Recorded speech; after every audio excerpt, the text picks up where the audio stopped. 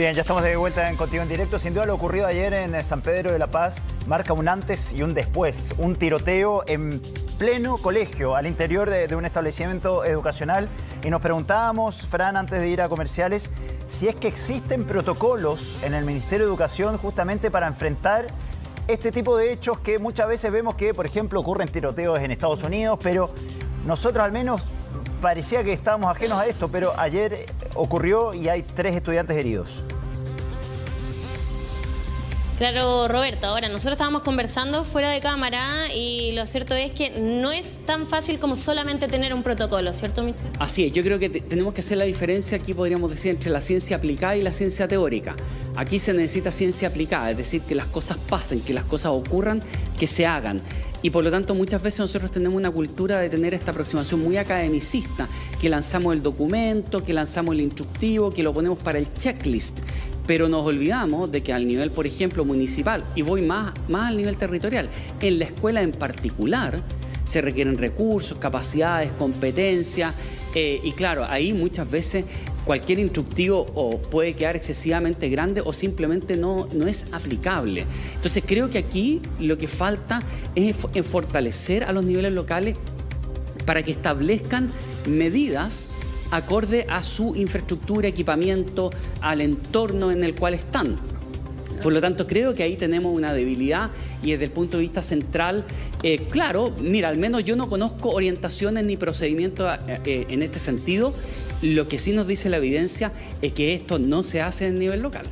Claro, ahora, muchachos, quiero invitarlos a que lo bajemos justamente a una municipalidad. Estamos con el alcalde de Talagante, Sebastián Rosa, y preguntarle 2 cosas. Una es lo que mencionaba Michel, que es, claro, pueden tener ustedes el instructivo, pero hacen falta también los recursos y ser fiscalizadores de que se esté implementando de buena forma.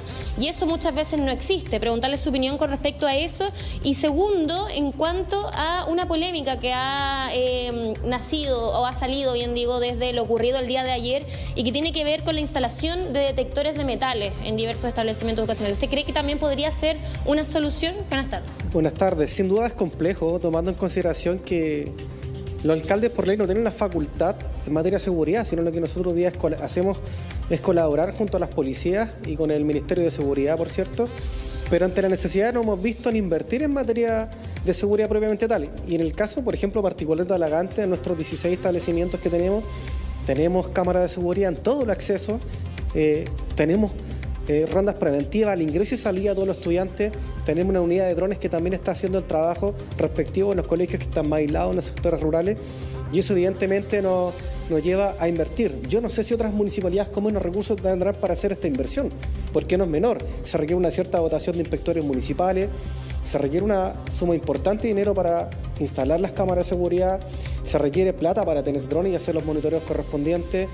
Y aparte las reuniones colaborativas que tenemos constantemente, la Mesa de Seguridad Pública por ley, que trabaja Carabineros, está la PDI, lo trabajamos con el Ministerio Público. Evidentemente sin recursos es difícil poder trabajar este ámbito. Y recursos que son necesarios también si es que, por ejemplo, quisiéramos instalar detectores de metales en las entradas. Ahora, no sé si usted también ve que eso puede ser beneficioso en estos casos o más allá, como algunos lo han planteado, la solución. Es complejo el tema. Si bien es cierto, es una medida invasiva y puede ser hasta chocante, yo creo que es necesaria. Hay que sacarse la venda a los ojos.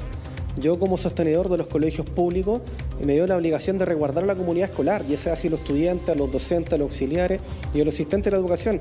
Y por lo mismo, si se implementa una medida donde el gobierno va a decir, bueno, ahí está el dinero, compremos estos detectores de metales, créanme que lo voy a hacer. Al primero va a ser chocante. Recordar que antiguamente en los hospitales no se requerían estas medidas. Antiguamente no estaba la presencia de carabineros, no estaba el detector de metal. Hoy día ya está implementado y nadie lo cuestiona. Yo creo que para allá va la mirada en materia de seguridad. Prefiero ser invasivo y chocante antes de después estar dando la explicación a un apoderado por el fallecimiento de un alumno. Claro, Michel, brevemente preguntarte también lo mismo. En cuanto a los detectores de metales, ¿es algo que puede ayudar, disuasivo, preventivo? ¿Es necesario poner el ojo en estas situaciones para finalmente no actuar después de hechos como lo que ocurrió el día de ayer? Son herramientas y por lo tanto cada herramienta tiene una utilidad y eso debe ser analizado y visto de acuerdo al contexto. A mí lo que no me parece es que se descarten las herramientas a priori. Eso no puede ocurrir.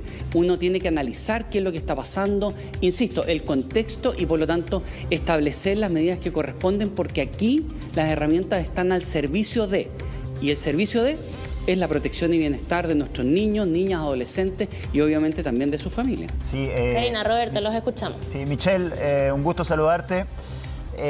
Acá hay un hecho complejo, porque estamos hablando en relación a lo sucedido ayer en San Pedro de la Paz.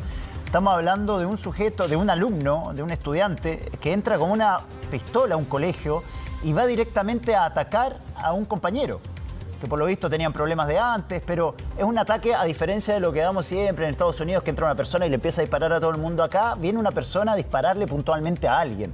Entonces, obviamente lo primero es alejar a esta persona de la comunidad escolar, porque es un peligro, obviamente. Pero es muy complejo también poder controlar eso, de una persona que entra armada a atacar a alguien puntual. ¿Cómo poder...? O sea, ¿qué se puede hacer al respecto? Porque esto no es una persona que llegó a dispararle a todo el mundo, donde todo el mundo se tiene que tirar al suelo.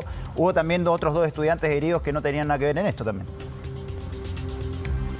Yo creo que aquí, como tú señalas, y hay cosas que simplemente no va a haber herramienta de detección que evite, porque la persona va orientada en ese sentido, en este caso una persona, pero en otros casos, y yo no descartaría la situación que ocurre en Estados Unidos que pueda repetirse en Chile debido al alto nivel de bullying que existe, y por lo tanto en general en Estados Unidos lo que tenemos es una reacción al bullying donde muchas veces los jóvenes van y atacan masivamente, pero lo hacen precisamente por tener mucha rabia respecto a situaciones que ellos han vivido por tiempo. No estoy justificando, sino que estoy llevando a un tema de no sentirnos tan lejanos a que esas cosas van a pasar y por lo tanto, o pueden pasar, y es cosa de tiempo a que ocurran.